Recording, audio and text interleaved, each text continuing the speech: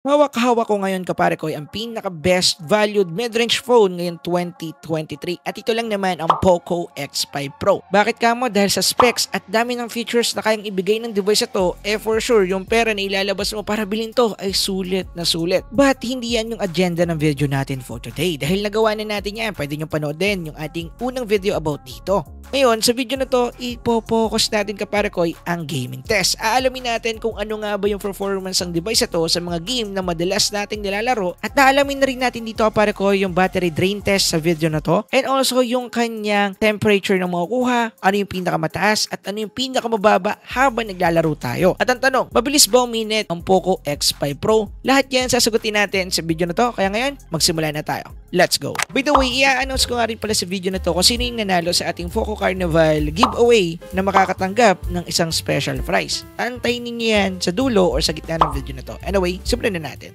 Now, let's start sa kanyang chipset. Sa chipset nito, pare ko, ito ay naka Qualcomm Snapdragon 778G, isang 5G support na naka 6 nanometer. Meron tong CPU na octa-core 1 pair of 2.4 GHz Cortex A78 and 3 pairs of 2.2 GHz Cortex A78 also and 4 pairs of 1.9 GHz Cortex A55 na meron din tong GPU na Adreno 642L na nagbigay ng Antutu bench score na 583,824 na pang mid-range level talaga yung kanyang Antutu bench score at pumasa rin to sa ating thermal test na makakasure tayo na hindi ito magkakaroon ng problems pagdating sa thermal throttling or sabihin natin hindi ganun siya magkakaroon ng problem pagdating sa thermal throttling.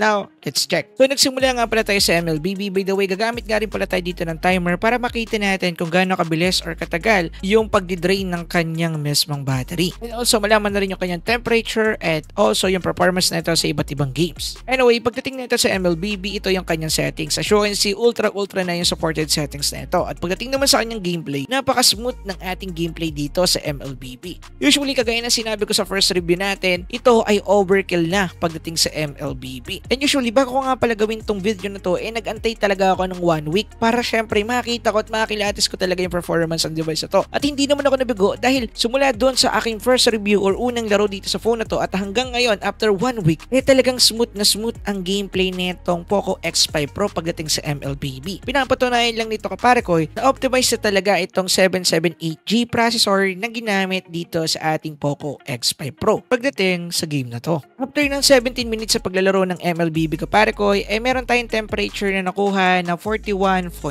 degree Celsius. At medyo mataas to kung ako yung tatanungin ninyo. Pero don't worry kapare ko dahil mabibigla kayo mamaya sa mga temperature check natin na ipapakita ko sa inyo. At i-explain ko sa inyo kung bakit ganito yung kanyang temperature. Anyway, yung kanyang na-consume na battery after ng 17 minutes or 18 minutes sa paglalaro, 4% lang dahil nasa 96% pa tayo from 100% na paglalaro. Hindi ko na napakita kanina pero nag-start tayo sa 100% kapare ko. Pero hindi pa natin masasabi na makunat nga talaga itong battery nito dahil nagsisimula pa lang tayo. Ngayon, proceed tayo sa next game. So, walang pahinga-pahinga pinasok agad natin kapare ko itong ating Genshin Impact. At pagdating dito, usually playable ang Genshin Impact sa phone na to pagdating sa kanyang medium graphics and also 60 FPS settings. Pero usually hanggang 27 to 30 FPS lang yung kaya niyang i-produce pagdating dito. Pagdating naman sa kanyang high graphical settings, kaya din naman ng phone na to. Pero hindi siya sustainable or ibig sabihin hindi siya magtatagal dahil magkakaroon talaga ito kapare ko ng FPS drop if naka-high graphical settings tayo once na naglalaro ng Genshin Impact. But medium graphical settings is not bad kapare ko pagdating dito sa Genshin Impact dahil kahit smooth lang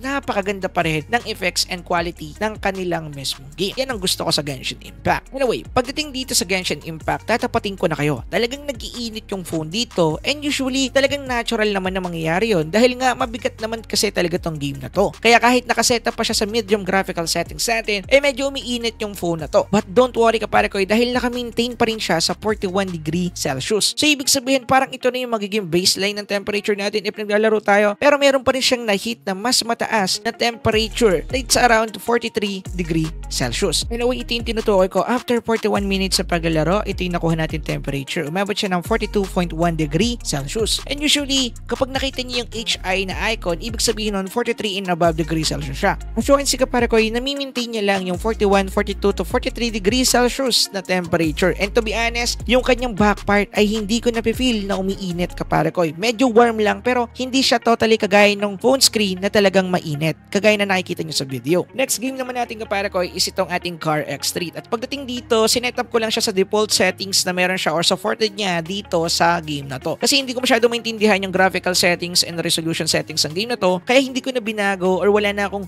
binago pa doon sa settings ng phone ko after kong i-open yung Car X3. And based sa number ng kanyang graphical settings and resolution, I think nasa middle siya kasi number 3 and parang siya yung middle ng settings. Anyway, pagdating sa kanyang gameplay kapare ko, goods na goods din yung kayang gawin nito. Dahil smooth yung gameplay natin pagdating dito sa Car X3. Pero sa tingin ko, hindi siya umaabot kapare ko ng 60 FPS. It's around 40 or 37 to 40 FPS or hanggang 50 FPS. It depends. Pero hindi ko talaga siya na-feel na umabot siya ng 60 FPS. Anyway, pagdating sa kanyang gameplay kapare ko, goods na goods naman talaga. Kagaya na sinabi ko, smooth siya, playable na playable itong Car X3 dito. At hindi naman uminit yung phone natin pagdating sa game na to. As in, kung ano man yung temperature niya simula nung naglaro tayo ng MLBB at saka ng Genshin Impact, ganun pa rin hanggang dito. And sa feeling ko nga, medyo mas bumaba pa siya dahil mas medyo naging malamig ng konti yung ating phone habang gamit-gamit to. At ito yung sinasabi ko kapare ko. As you can see, nakakuha tayo ng 42.4 degrees Celsius. Same lang din ang temperature kanina dito kay Genshin Impact. And then, kagaya din na sinabi ko kanina, doon sa taas sa part ng phone na to, talagang mas mainit at nakakuha tayo ng 43 degrees Celsius. Basta kagaya na sinabi ko, pag HI yung nakalagay doon sa ating thermal gun, ibig sabihin nun, above 43 or 43 degrees Celsius siya. Pasensya na nga pala sa thermal gun na gamit-gamit natin dito. Medical thermal gun kasi to, talagang ginagamit to kapare ko para sa mga tao, kaya usually ang limit niya is 43 degrees Celsius lang talaga. Next game naman natin is CODM at meron tayo ditong very high graphical settings sa support and then max FPS or frame rate na supported din. At pagdating naman sa kanyang gameplay kapare ko, goods na goods din yung performance na ito. By the way, ginamit ko nga pala yung gameplay din sa first video natin dahil nakurap yung aking na-record na video kanina. Pero don't worry na, record ko naman yung kanyang time nung after ko matapos maglaro. But anyway, pagdating sa kanyang gameplay kapare ko, talagang smooth itong phone na to dito sa CODM. To be honest, walang halong boka, talagang ganun siya kapare ko ka-smooth. Kaya para doon sa mga kapare ko natin na nagtatanong about sa Poco X5 Pro kung smooth ba siya sa CODM, ako na yung magpapatunay. Oo kapare ko, smooth siya and okay na okay to pagdating sa CODM. And then after natin maglaro ng 1 hour and 3 minutes ng walang tigil, meron tayong nakuha na 83% or natitirang 83% sa battery juice natin kapare ko. By the way, nagpalit nga pala ako ng camera sa part na to dahil nga nalobat yung aking first camera at nakorap doon yung aking mismong file. Pasensya na nga pala sa part na yun, pero at least na-record ko yung pinakadulong part, which is ito yung pinaka-important dahil nakaka 1 hour and 3 minutes sa tayo sa paglalaro. Anyway, proceed tayo sa next game. Siyempre, next game natin kapare ko, pinaka-favorite kong game ngayon currently is ang Firelight 84 at meron na tayo ditong extreme settings. Almost halos naman lahat ng phone ay supported ng extreme dito. Pagdating naman sa kanyang gameplay kapare ko ay smooth na smooth siya kapare ko dito sa Firelight 84 kahit na naka-extreme setting siya. Pero kung ako yung tatanungin ninyo, mas okay na iset-up nyo na lang sa HD graphics yung ating mismong graphical settings dito sa Firelight 84. Hindi dahil sa hindi kaya ng phone. Suggestion ko lang yun kasi medyo bibilis uminit kasi talaga yung phone ninyo kapag naka-max graphical settings kayo dahil sa HD settings lang naman, kitang-kita na natin yung mga kalaban kahit sa malalayong lugar, hindi siya nagpipixelated. Kaya para sa akin, HD settings maganda. So nagbibigay ako dito ng tip based on my own experience at hindi dahil sa performance ng phone. Kung gusto nyo or trip ninyo extreme settings siya sa Poco X5 Pro, walang problema, kaya niyang i-handle yan. At kung magtatanong kayo sa akin kung anong FPS na nakuha niya dito sa ating mismong Firelight 84, usually maintain 60 FPS. At medyo nalungkot ako doon kapare ko dahil doon sa ating POBA 5, kinaya niya ang 90 FPS kahit naka G99 siya. And I think kapare ko dahil mas optimized na tong game na to sa mga mabababang chipset. And yan ang pinakamagandang hakbang na ginagawa ng Firelight para malaro to ng ibang mga kapare ko natin na hindi upgraded or advanced yung cellphone. Which is maganda yon para sa akin. Anyway, after ng 1 hour and 24 minutes sa paglalaro ng tuloy-tuloy na walang tigil, meron na tayong 77% na natitira sa ating mismong battery. At kung ako yung tatanungin ninyo, makunat talaga yung battery nitong Poco X5 Pro. Anyway, next game naman natin is Wild Rift. At dito sa Wild Rift kapare ko, supported yun na ang 120 FPS, usually natural yan, and then yung kanyang mga high graphical settings. At pagdating sa kanyang gameplay, smooth na smooth yung kanyang gameplay. By the way, ito nga palang footage ito is gamit-gamit na yung aking isang camera na nalobat kanina at nakorap yung isang file. Anyway, Pagdating dito pare ko ay makikita natin na mas smooth talaga yung gameplay natin dito sa ating Wild Rift. Pero to be honest, medyo disappointed pa rin ako dito. Bakit kamo? Dahil yung ating Tecno Pova 5 ay kinaya ang 120 FPS sa game na to. Pero pagdating sa Poco X5 Pro ay hindi niya kinaya ang 120 FPS or hindi niya na-support.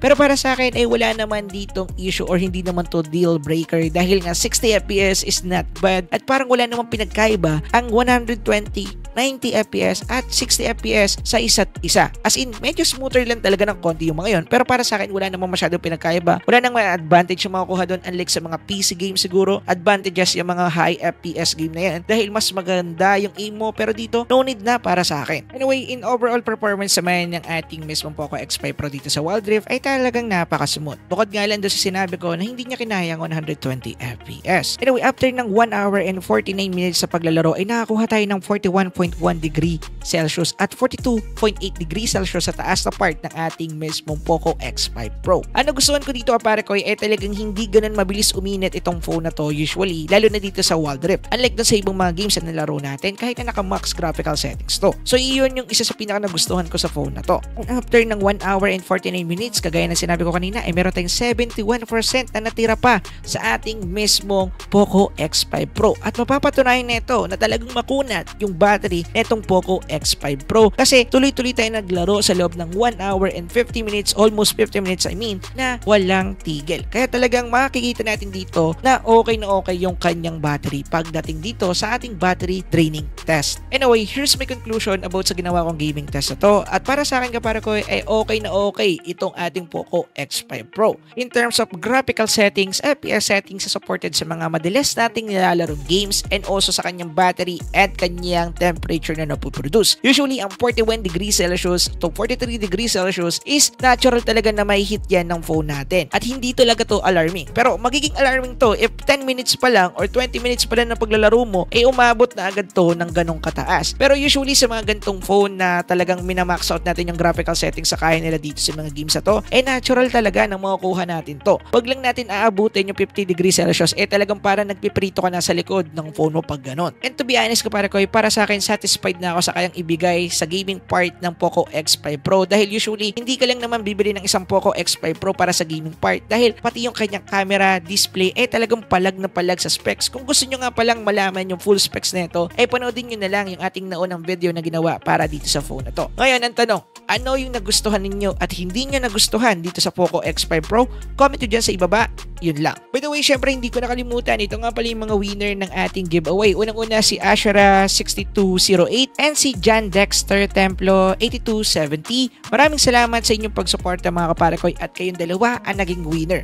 By the way, marami pa tayong mga susunod na giveaway kaya antay-antay kayo dyan mga kaparekoy. Maraming salamat nga pala sa panonood at para sa dalawang nanalo na to, kailangan nyo lang akong i-PM sa ating Facebook page. Ilalagay ko yung link sa description and then sa pinned comment section para madali nyo ako makontak at kinakailangan lang natin i-verify na kayo yon. Anyway, maraming salamat sa panonood. Yun lang. Peace out. Kwa!